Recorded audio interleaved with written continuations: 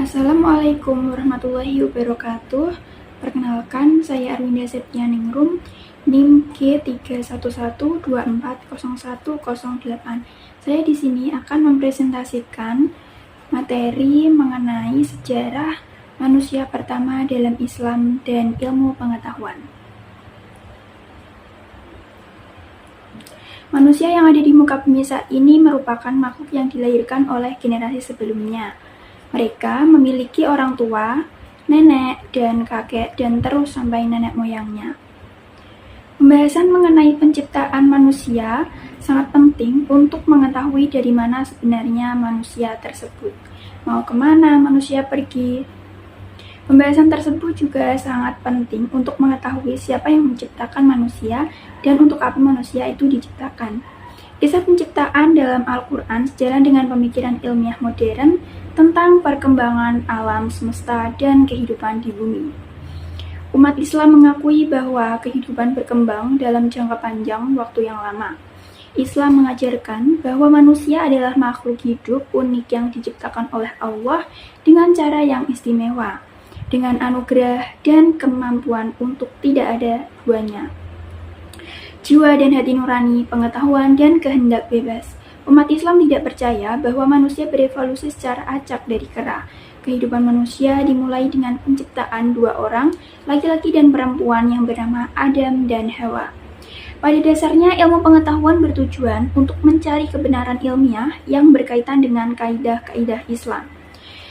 Atau kaidah ilmiah dengan ilmu pengetahuan, setiap manusia bisa mendapatkan sebuah kebenaran melalui proses tertentu. Dalam Islam, ilmu pengetahuan dipandang sebagai kebutuhan manusia dalam mencapai kesejahteraan hidup di dunia dan memberi kemudahan dalam mengenal Tuhan.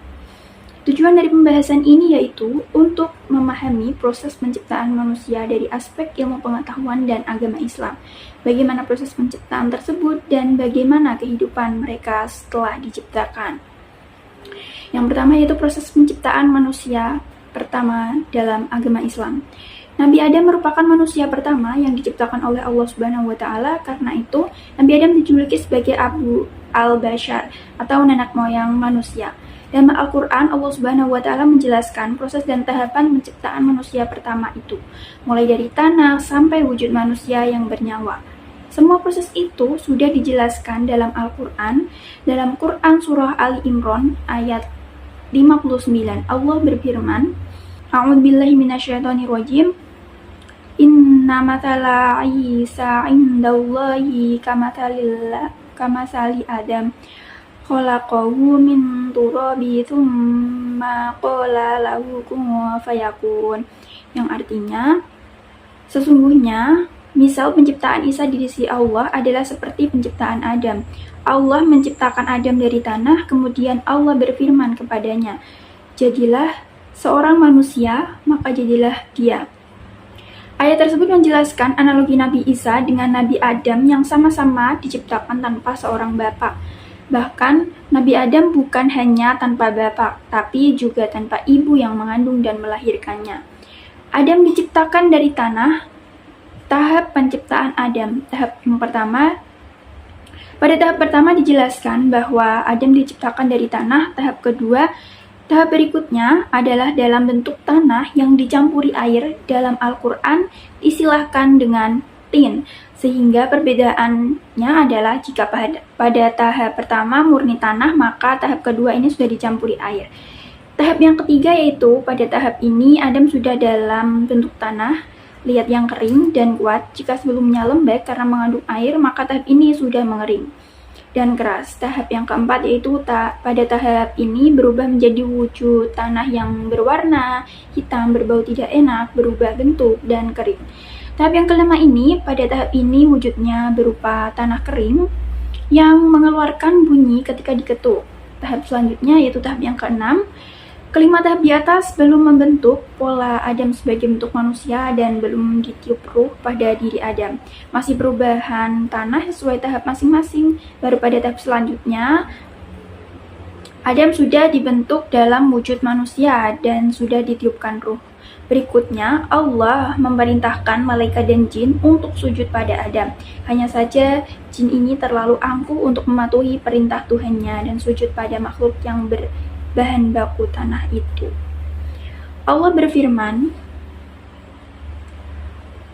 Wa idh qala rabbuka lil malaikati inni khaliqu basyaram min shalsalin min masnun fa idza sawaituhu wa nafakhtu fihi min ruhi faqa'u lahu sajidin.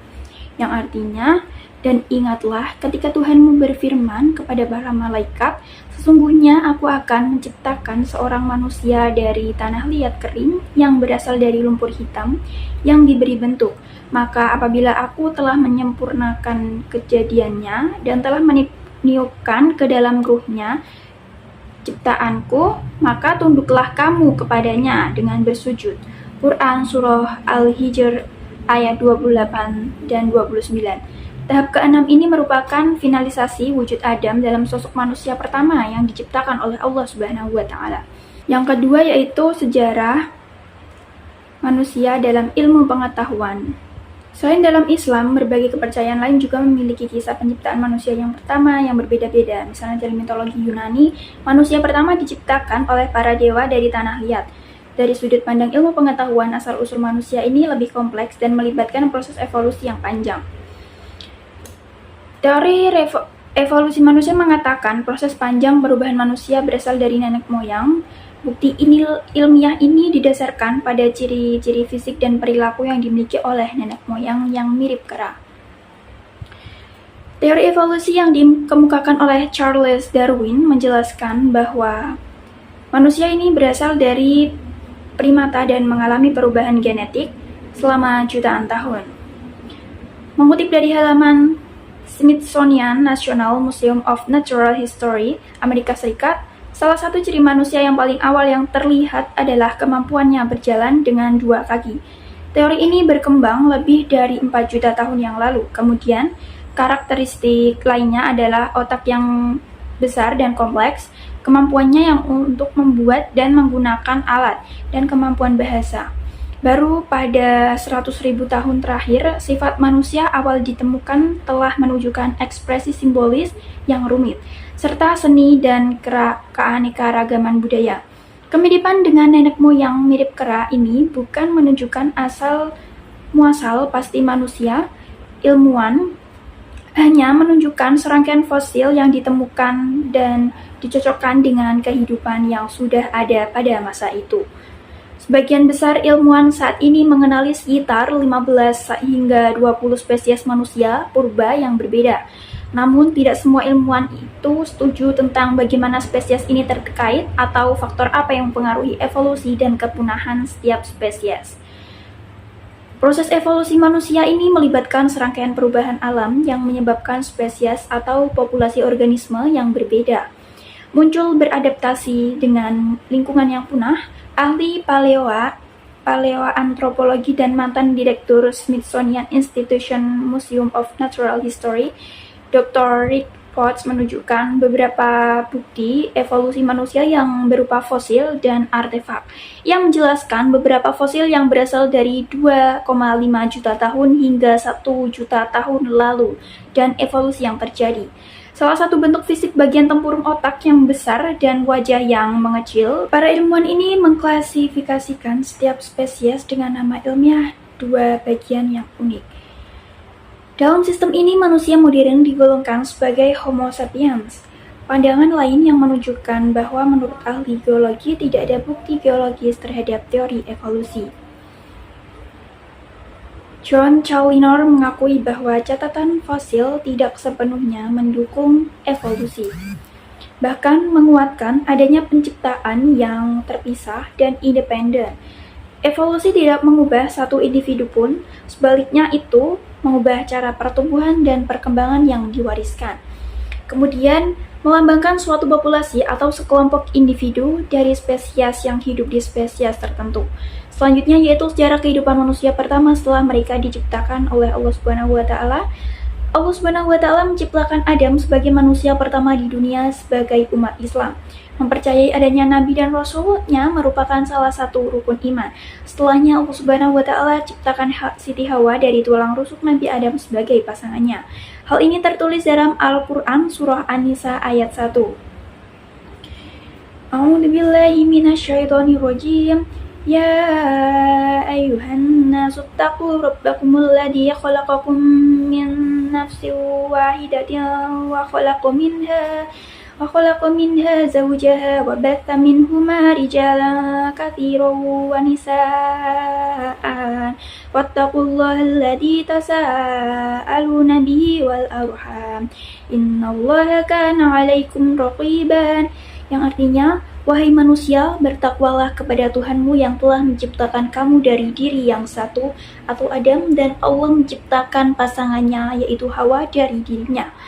Dan dari keduanya Allah memperkembangbiakan laki-laki dan perempuan yang banyak. Bertakwalah kepada Allah dengan namanya, kamu saling meminta, dan peliharalah hubungan kekeluargaan. Sesungguhnya Allah selalu menjaga dan mengawasimu. Allah menciptakan Nabi Adam dengan tujuan hendak menjadikan ia sebagai khalifah pertama di bumi. Hal itulah mukjizat yang diterima Nabi Adam dari Allah. Kemudian Allah juga akan menjadikan keturunan-keturunan Nabi Adam sebagai khalifah sesuai dalam Al-Quran. Kemudian Allah mempersilahkan Nabi Adam dan Siti Hawa untuk tinggal di surga dan menikmati semua nikmatnya.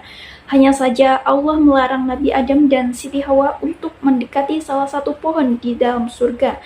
Namun sayangnya iblis menggoda Nabi Adam dan Siti Hawa untuk makan buah yang dilarang oleh Allah Subhanahu wa Ta'ala. Sebelum membisikkan godaan kepada Nabi Adam dan Siti Hawa, iblis diketahui tidak menyukai mereka. Bahkan ia bersikap sombong dan enggan mematuhi perintah Allah untuk bersujud di depan Nabi Adam. Iblis beralasan bahwa ia lebih mulia dibandingkan Nabi Adam, sebab Nabi Adam hanya diciptakan dari sebuah tanah, sedangkan ia diciptakan Allah dari api. Iblis mengatakan bahwa buah tersebut dapat mengubah mereka menjadi malaikat dan bisa hidup kekal di surga. Akibatnya Nabi Adam dan Siti Hawa diusir dari surga. Mereka berdua pun diturunkan ke bumi dan dipisahkan. Sebelum itu Nabi Adam dan Siti Hawa memohon ampun kepada Allah seraya bertaubat atas dosa yang dilakukannya. Usai diusir dari surga, Nabi Adam terpisah dengan Siti Hawa. Berdasarkan riwayat Hasan, Adam diturunkan di wilayah India, sedangkan Hawa di Jeddah.